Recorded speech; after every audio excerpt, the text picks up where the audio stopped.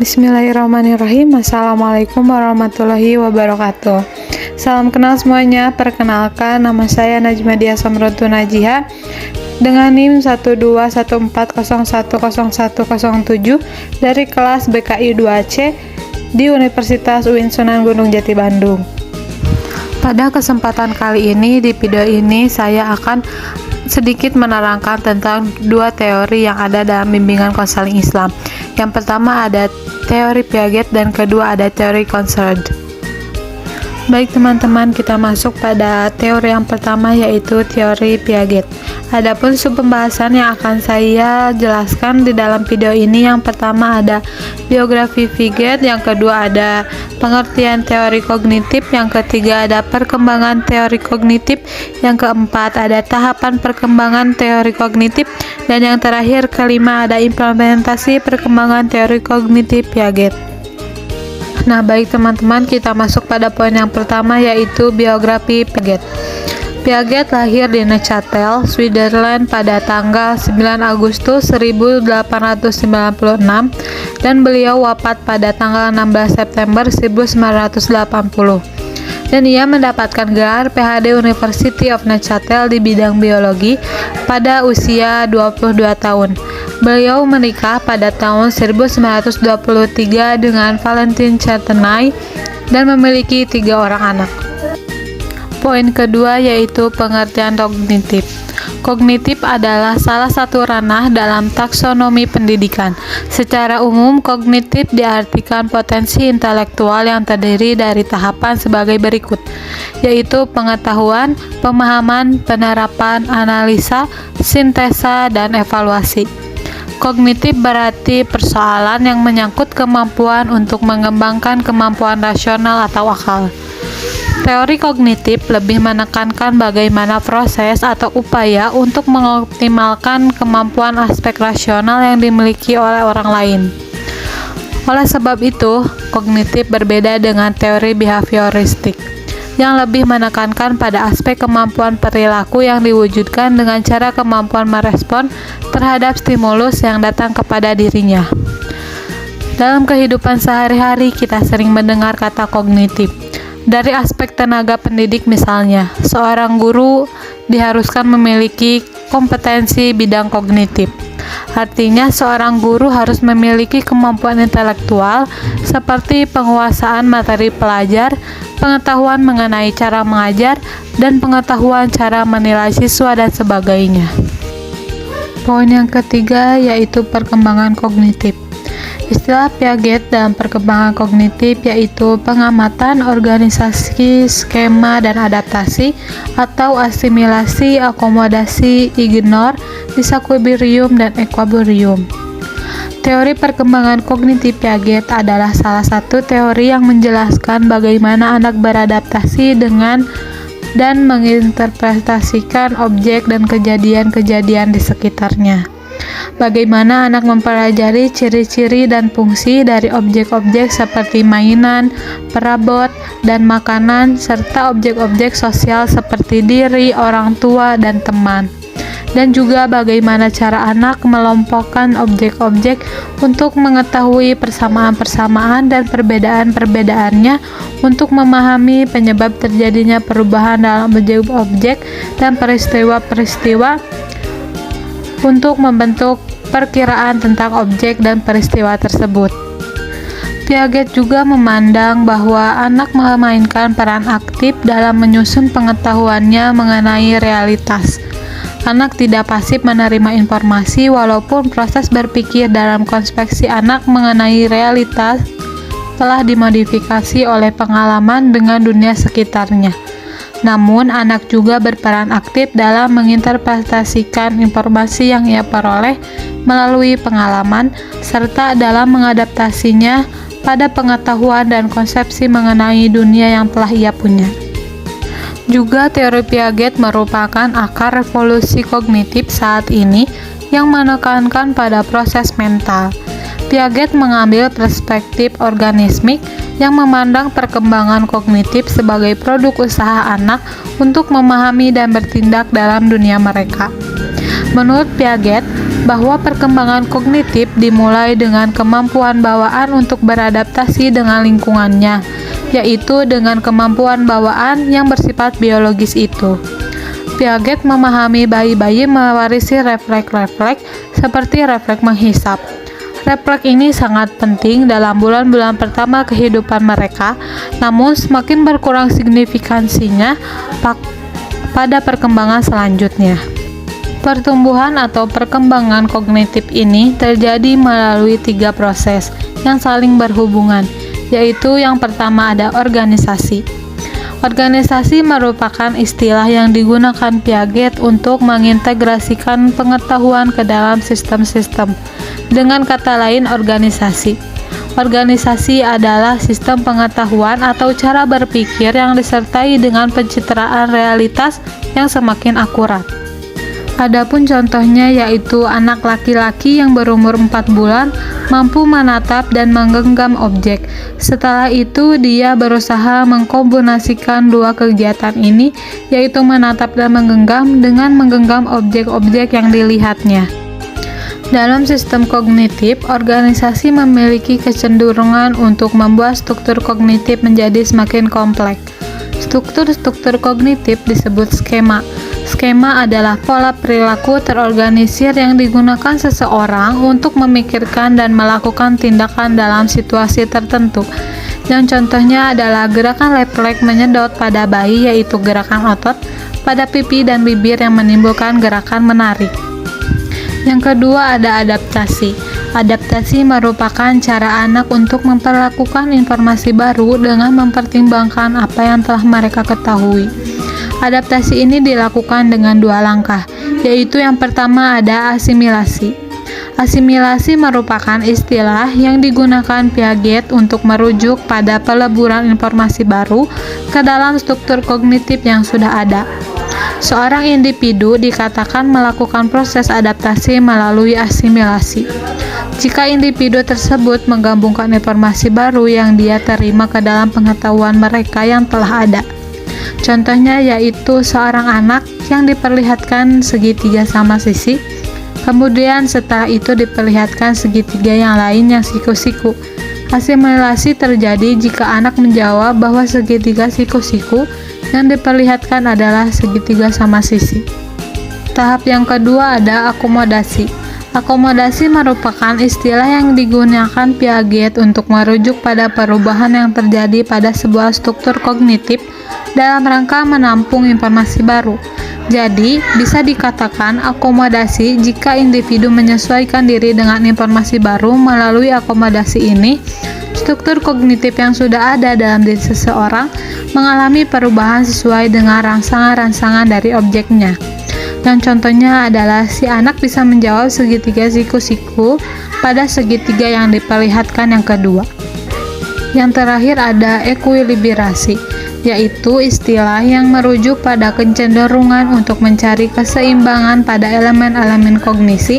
Ekuilibrasi diartikan sebagai kemampuan yang mengatur dalam diri individu agar ia mampu mempertahankan keseimbangan dan menyesuaikan diri terhadap lingkungannya.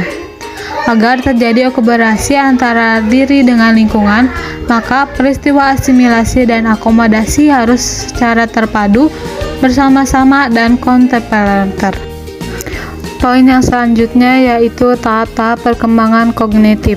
Menurut Piaget, pikiran anak-anak dibentuk bukan oleh ajaran orang dewasa atau pengaruh lingkungan lainnya. Anak-anak memang harus berinteraksi dengan lingkungan untuk berkembang, namun merekalah yang membangun struktur-struktur kognitif baru dalam dirinya. Piaget juga yakin bahwa individu melalui 4 tahap dalam memahami dunia. Masing-masing tahap terkait dengan usia dan terdiri dari cara berpikir yang khas atau berbeda. Berikut adalah tahapan perkembangan kognitif menurut Piaget adalah sebagai berikut. Yang pertama ada tahapan sensori motor. Tahapan ini merupakan tahap pertama. Tahap ini dimulai sejak lahir sampai usia 2 tahun. Pada tahap ini, bayi membangun suatu pemahaman tentang dunia dengan mengkoordinasikan pengalaman-pengalaman sensor atau seperti melihat dan mendengar dengan tindakan-tindakan fisik. Dengan berfungsinya alat-alat indera serta kemampuan-kemampuan melakukan gerak motorik dalam sebuah refleks ini, maka seorang bayi berada dalam keadaan siap untuk mengadakan hubungan dengan dunianya. Piaget membagi tahap sensor motorik ini ke dalam 6 periode, yaitu periode pertama yang menggunakan refleks pada usia 0 sampai 1 bulan. Yang kedua ada periode 2, yaitu reaksi serikuler primer pada usia 1 sampai 4 bulan. Yang ketiga ada periode 3, reaksi serikuler sekunder pada usia 4 sampai 10 bulan. Yang keempat ada koordinasi skema-skema sekunder pada usia 10 sampai 12 bulan. Yang kelima ada reaksi serikuler tersier pada usia 12 sampai 18 bulan. Yang keenam ada permulaan berpikir, yaitu usia 18 sampai 24 bulan. Yang kedua yaitu tahapan pemikiran praoperasional. Tahap ini berbeda pada rentang usia antara 2 sampai 7 tahun. Pada tahap ini, anak mulai melukiskan dunia dengan kata-kata dan gambar-gambar atau simbol. Menurut Piaget, walaupun anak-anak prasekolah dapat secara simbolis melukiskan dunia, namun mereka masih belum mampu untuk melaksanakan atau operasinya, yaitu tindakan mental harus diinternalisasikan yang memungkinkan anak-anak melakukan secara mental yang sebelumnya dilakukan secara fisik. Perbedaan tahap ini dengan tahap sebelumnya yaitu kemampuan anak mempergunakan simbol. Penggunaan simbol bagi anak pada tahap ini tampak dalam 5 gejala, yaitu sebagai berikut. Yang pertama ada imitasi tidak langsung, yang kedua ada permainan simbolis, yang ketiga ada menggambar, yang keempat ada gambaran mental, dan yang kelima ada bahasa ucapan. Yang terakhir ada tahapan operasi berpikir konkret. Tahapan ini berada pada rentang usia 7 sampai 11 tahun. Tahap ini dicirikan dengan perkembangan sistem pemikiran yang didasarkan pada aturan-aturan yang logis. Anak sudah mengembangkan operasi logis. Proses-proses penting selama tahapan ini adalah yang pertama ada pengurutan, yaitu kemampuan untuk mengurutkan objek menurut ukuran, bentuk, atau ciri lainnya. Contohnya yaitu bila diberi benda berbeda ukuran, mereka dapat mengurutkannya dari benda yang paling besar ke benda yang paling kecil. Yang kedua ada klasifikasi, yaitu kemampuan untuk memberi nama dan mengidentifikasi serangkaian benda menurut tampilannya, ukurannya, atau karakteristik lain, termasuk gagasan-gagasan bahwa serangkaian benda-benda dapat menyertakan benda lain ke dalam rangkaian tersebut. Anak tidak lagi memikirkan keterbatasan logika berupa animisme atau anggapan bahwa semua benda hidup dan berperasaan. Yang ketiga ada centering, yaitu di mana anak mulai mempertimbangkan beberapa aspek dari suatu permasalahan untuk bisa memecahkannya. Sebagai contoh, yaitu anak yang tidak akan lagi menganggap gelas lebar tapi pendek lebih sedikit isinya dibandingkan gelas kecil yang tinggi. Dan yang keempat ada reversibility, yaitu anak mulai memahami bahwa jumlah atau benda-benda dapat diubah, kemudian kembali ke keadaan awal. Untuk itu, anak dapat dengan cepat menentukan bahwa 4 ditambah 4 sama dengan 8, 4 dikurangi 4 akan sama dengan 4 jumlah sebelumnya. Yang kelima ada konservasi, yaitu memahami bahwa kuantitas, panjang, atau jumlah benda-benda adalah tidak berhubungan dengan pengaturan atau tampilan dari objek atau benda-benda tersebut. Sebagai contoh, bila anak diberi gelas yang seukuran dan isinya sama banyak, mereka akan tahu bila air dituangkan ke gelas lain yang ukurannya berbeda, air di gelas itu akan tetap sama banyak dengan isi gelas lain. Yang terakhir ada penghilangan sifat egosentris, kemampuan untuk melihat suatu dari sudut pandang orang lain atau bahkan saat orang tersebut berpikiran dengan cara yang salah. Sebagai contoh, yaitu Lala menyimpan boneka di dalam kotak lalu meninggalkan ruangan. Kemudian Baim memindahkan boneka itu ke dalam laci. Setelah itu baru Lala kembali ke ruangan. Anak dalam tahap operasi konkret akan mengatakan bahwa Lala akan tetap menganggap boneka itu ada di dalam kotak, walau anak itu tahu bahwa boneka itu sudah dipindahkan ke dalam laci oleh Baim. Dan tahap yang terakhir yaitu tahap operasi berpikir formal. Tahap operasional formal adalah periode terakhir perkembangan kognitif dalam teori Piaget. Tahap ini mulai dialami anak usia pada 11 tahun dan terus berlanjut sampai dewasa. Karakteristik tahap ini adalah diperolehnya kemampuan untuk berpikir secara abstrak, menalar secara logis, dan menarik kesimpulan dari informasi yang tersedia.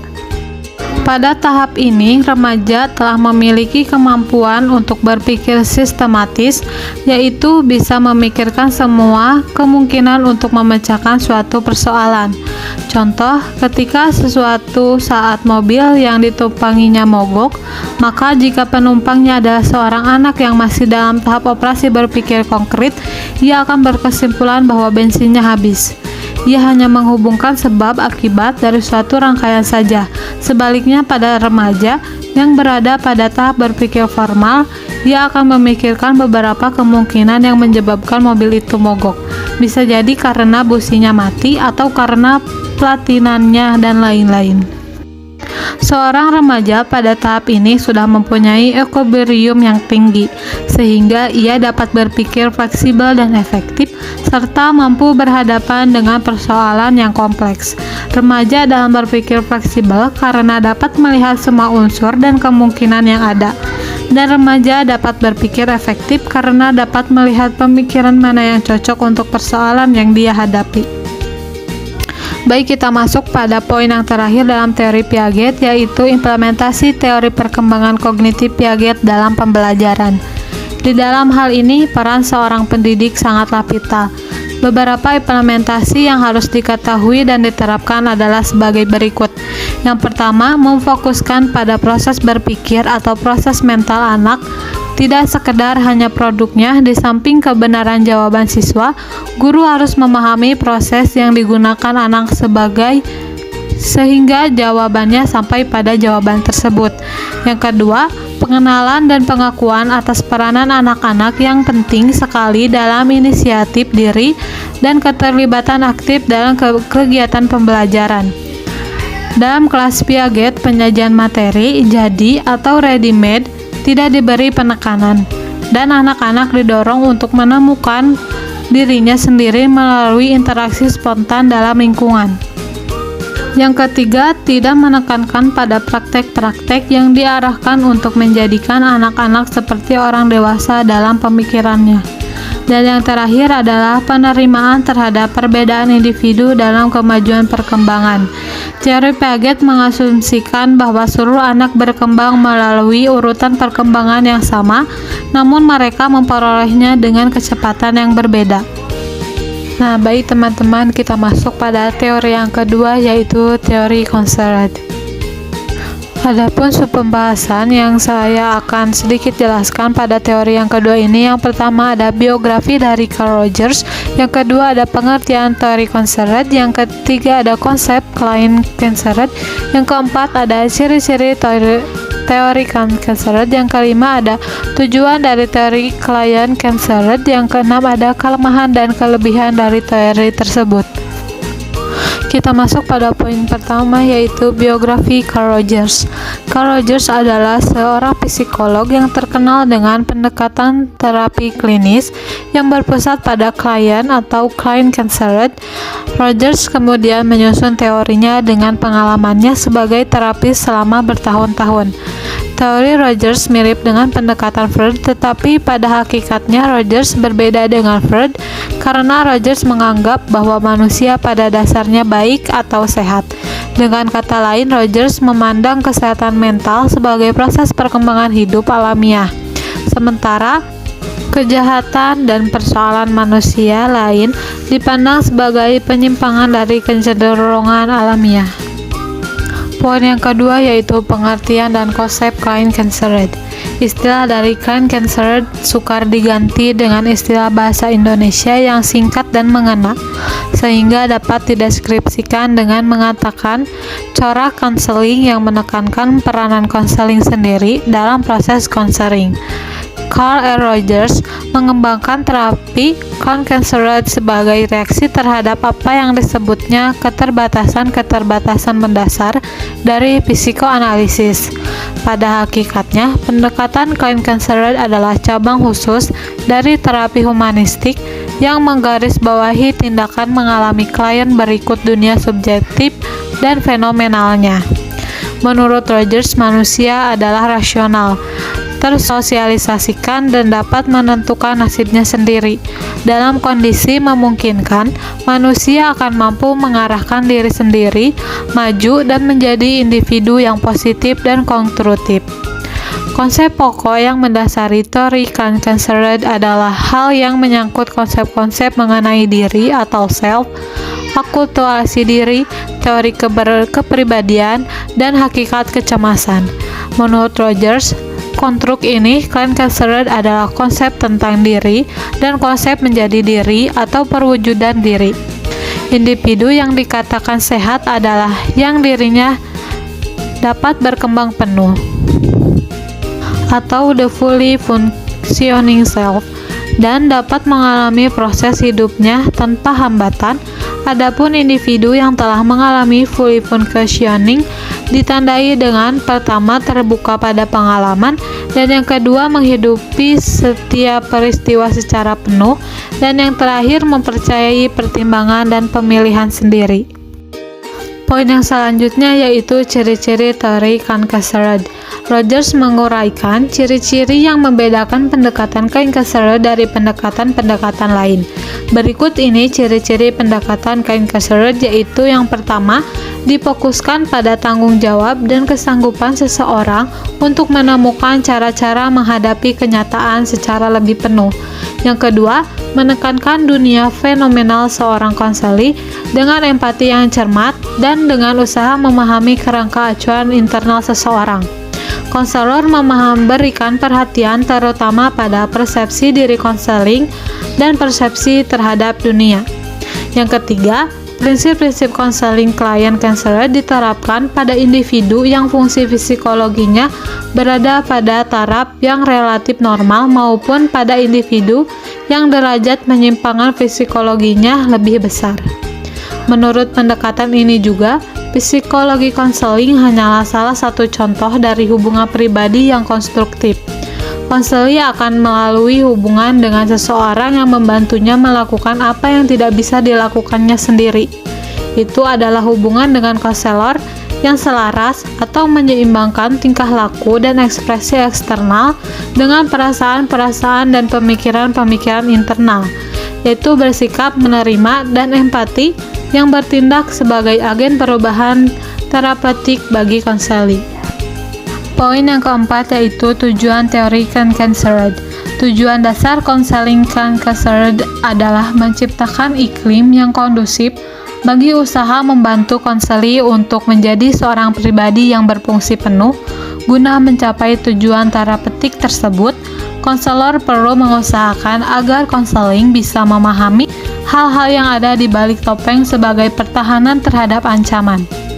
Adapun tujuan teori client counselor secara luas yaitu yang pertama, keterbukaan pada pengalaman. Keterbukaan pada pengalaman menyeratkan menjadi lebih sadar terhadap kenyataan sebagai kenyataan itu hadir di luar dirinya. Yang kedua, kepercayaan pada organisme diri sendiri. Salah satu tujuan konseling adalah membantu konseli dalam membangun rasa percaya terhadap diri sendiri. Yang ketiga, ada tempat evaluasi internal. Tempat evaluasi internal ini berkaitan dengan kepercayaan diri, yang berarti lebih banyak mencari jawaban-jawaban pada diri sendiri bagi masalah-masalahnya. Yang keempat, kesediaan untuk menjadi satu proses. Konsep tentang diri dalam proses pemenjadian yang merupakan lawan dari konsep tentang diri menjadi produk sangat penting, meskipun klien dapat menjalani konseling untuk menjadi sejenis formula untuk membangun keadaan berhasil dan bahagia. atau hasil akhir. Mereka menjadi sadar bahwa pertumbuhan adalah suatu proses yang berkesinambungan. Kita menginjak pada poin yang terakhir pada teori Cankesser, yaitu kelebihan dan kelemahan. Kelemahannya diantaranya: yang pertama, memungkinkan sebagian terapis menjadi terlalu terpusat pada konseli sehingga melupakan keasliannya. Yang kedua, kesalahan sebagian besar terapis dalam menerjemahkan sikap-sikap yang harus dikembangkan dalam hubungan terapeutik. Dan kelebihannya yaitu sifat keamanan. Individu dapat mengeksplorasi pengalaman-pengalaman psikologis yang bermakna baginya dengan perasaan-perasaan aman, dan dapat diterapkan pada setting individual maupun kelompok. Juga memberikan peluang yang lebih luas terhadap klien untuk mendengar dan didengar.